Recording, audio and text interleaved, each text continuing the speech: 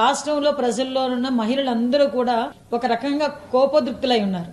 ఆ కోపం మీద వీళ్ళందరూ కూడా ఒక నిరసన తెలియజేయడానికి, శాంతియుతంగా నిరసన తెలియజేయడానికి ప్లకార్డులు పట్టుకొని అతని వేకి అడ్డుగా కూడా కాకుండా ఒక సైడ్ నుంచొని ఈ బ్లాక్ బెలూన్స్ అదే విధంగా ఒక ప్లకార్డ్స్ పట్టుకొని గో బ్యాక్ జగన్ అని చెప్పి నినాదాలు ఇవ్వటం జరిగింది. అక్కడ అతనికి ఏమైనా ఇబ్బంది అవుతుందేమోనని చెప్పి మా డిపార్ట్మెంట్ నుంచి కూడా కొంతమంది పోలీసుల్ని మేము అక్కడ కూడా మేము పెట్టుకోవడం జరిగింది.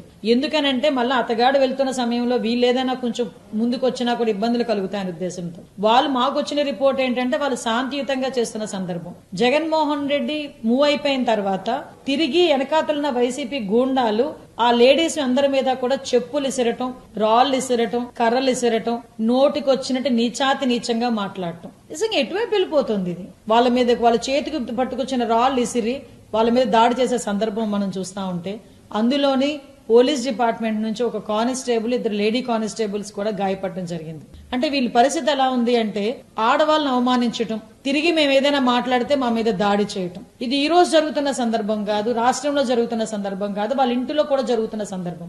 దీన్ని కూడా నిన్న మొన్న కలిపి వైఎస్ఆర్సీపీలో ఉన్న కొంతమంది నాయకులు బయటకు వచ్చి సమర్థించుకోవడం చూస్తా ఉంటే అసలు ఇలాంటి వాళ్ళు 5 సంవత్సరాలు ఈ రాష్ట్రాన్ని ఎలా పరిపాలించారా భగవంతుడా అని నెత్తి నోరు కొట్టుకుంటున్నారు రాష్ట్ర ప్రజలు. ఎందుకంటే ఈ రోజు మొన్న రీసెంట్ గా చూస్తే అమరావతి మహిళా రైతుల గురించే కాదు, రాష్ట్రంలో ఉన్న మహిళలందరి గురించి, రాజధాని గురించి కూడా చాలా ఇబ్బందికరమైన పదాలను ఉపయోగించినందుకు సాక్షాత్తు నేషనల్ ఉమెన్ కమిషన్ కూడా సుమోటోగా తీసుకుని డీజీపీకి ఆర్డర్ ఇవ్వడం జరిగింది. మేం ప్రత్యేకంగా దీని మీద ఒక సెపరేట్ గా ఎంక్వైరీ చేయడం మొదలు పెట్టాం. ఉమెన్ కమిషన్ కూడా దీని మీద సీరియస్ గా తీసుకుని ఆఖరికి సజ్జల గారి మీద కూడా ఈ రోజు నోటీస్ ఇచ్చే పరిస్థితి కనిపించింది. బయటకు వచ్చి అరే తప్పైపోయింది, తప్పు చేశారన్న పదము క్షమించమని చెప్పడం పక్కన పెడితే ఇదే సజ్జల బయటకు వచ్చి వాళ్ళు రాక్షసులు, పిశాచులు, సంకరజాతులు అని చెప్పేసి మహిళల గురించి అంత నీచంగా మాట్లాడితే అని నాకు అర్థం కానిది ఏంటంటే ఆ మహిళలలో మీ భార్యలున్నారు, మీ ఆడబిడ్డలున్నారు, మీ చెల్లుళ్ళున్నారు, మీ అక్కలున్నారు, అమ్మలున్నారు.